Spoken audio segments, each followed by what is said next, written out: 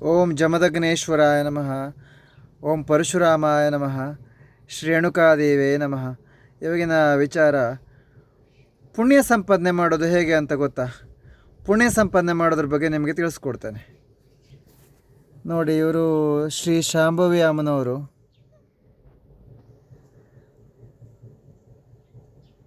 ಶಾಂಭವಿ ಅಮ್ಮ ಒಂದು ಮಂತ್ರವನ್ನು ಹೇಳ್ಕೊಳ್ತಾ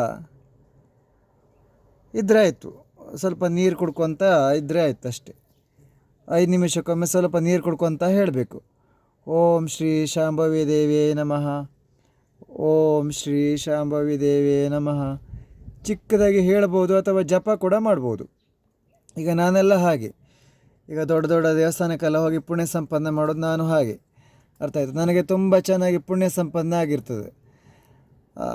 ಅಷ್ಟು ಹೇಳಾದಮೇಲೆ ಒಂದು 3-4 ತಾಸು ಹೇಳಾದಮೇಲೆ ಅಥವಾ ಬೆಳಗ್ಗೆಯಿಂದ ಸಂಜೆವರೆಗೂ ನಾವು ಹೇಳಿ ಆದಮೇಲೆ,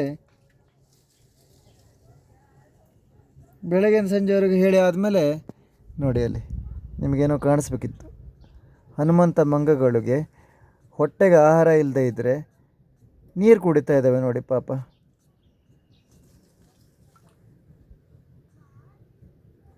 ಅಂದರೆ ನನಗೆ ಎಷ್ಟು ದುಃಖ ಆಗ್ತದೆ ಅಂದರೆ ವೀಕ್ಷಕರೇ, ನಾವು ಇವತ್ತಿನ ದಿನ ಪ್ರಾಣಿಗಳಿಗೆ ಪಕ್ಷಿಗಳಿಗೆಲ್ಲ ಏನೂ ಕೊಡೋದಿಲ್ಲ. ಈಗ ನಾನಾದರೂ ಬಾಯಲ್ಲಿ ಹೇಳ್ತೀನಿ, ಬೊಗಣೆ ಬಿಡ್ತೀನಿ ಅಷ್ಟೇ, ಆದರೆ ಕೈಲಾದಷ್ಟೇ ಕೊಡೋದು ನಾನು ಕೂಡ. ಅವರಿಗೇ ಸೇವೆ ಮಾಡ್ತೇ ಹೋದರೆ ನನಗಾದರೂ ಎಲ್ಲಿಂದ ದುಡ್ಡು ಬರಬೇಕು ಹೇಳಿ ಅಲ್ವಾ? ಉದಾಹರಣೆಗೆ ಯಾಕೆ ಹೇಳಿದೆ ಅಂದರೆ, ನಾವೆಲ್ಲ ಎಷ್ಟು ಕ್ರೂರಿಗಳಾಗಿದ್ದೀವಿ ಅಲ್ವಾ? ರಕ್ಕಸ ಮನಸ್ಸು ನಮ್ಮದು. ಮಂಗಗಳಿಗಾಗಿರಲಿ, ಮುಖ ಪ್ರಾಣಿಗಳಿಗಾಗಿರಲಿ ನೋಡಿ, ಅವುಗಳಿಗೆ ಹಸಿವಾಗಿ ಬಿಸಿಲು ಸಮಯ ಅಲ್ವಾ, ಆಹಾರ ಅವರಿಗೆ ನಾವು ಕೊಟ್ಟರೆ ನೋಡಿ, ಹೊಟ್ಟೆಲೆಲ್ಲ ಏನೂ ಇಲ್ಲ ಅವುಗಳಿಗೆ. ಅರ್ಥ ಆಯ್ತಾ? ನಾವು ಬಾಳೆಹಣ್ಣು ಈ ಥರ ಹಣ್ಣುಗಳನ್ನು ಕೊಟ್ಟರೆ ಅವುಗಳು ಹೊಟ್ಟೆ ತುಂಬಿಸ್ಕೊಳ್ತಾ ಇತ್ತು ಅಲ್ವಾ? ಈಗ ಬರ್ತೇನೆ ವೀಕ್ಷಕರೇ. ಓಂ ಶ್ರೀ ಶಾಂಭವಿ ದೇವಿಯೇ ನಮಃ, ಓಂ ಶ್ರೀ ಶಾಂಭವಿ ದೇವಿಯೇ ನಮಃ. 5 ನಿಮಿಷಕ್ಕೊಮ್ಮೆ ನೀರು ಕುಡ್ಕೊತ ಪುಣ್ಯ ಸಂಪಾದನೆ ಮಾಡಿದ್ರೆ ಆಯಿತು. ನೀವು ಬೆಳಗ್ಗೆ ಒಂದು ತಾಸು, ಸಾಯಂಕಾಲ ಒಂದು ತಾಸು ನಿಮ್ಮ ಆರಾಧನಾ ದೇವರ ಹೆಸರನ್ನು ಕರ್ಕೊಂಡು ಸಣ್ಣಕ್ಕೆ ನಿಮ್ಮ ಮನಸ್ಸಿನ ವಿಚಾರವನ್ನು ಹೇಳ್ಕೊಂಡ್ರೆ ಆಯಿತು. ಅರ್ಥ ಆಯ್ತಾ? ದೇವರು ಅದನ್ನು ನಿಮಗೆ ಮಾಡಿಕೊಟ್ಟೇ ಕೊಡ್ತಾರೆ, ಯಾವುದೇ ಕೆಲಸ ಕಾರ್ಯಗಳಾಗಿರಲಿ.